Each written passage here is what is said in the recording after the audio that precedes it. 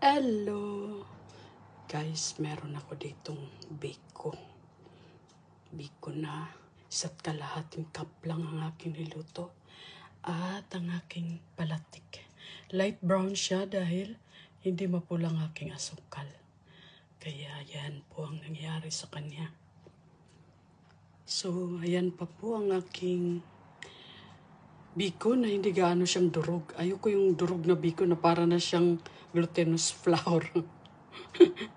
So, ito po ang style ko dahil wala namang dahon dito. Let's taste it.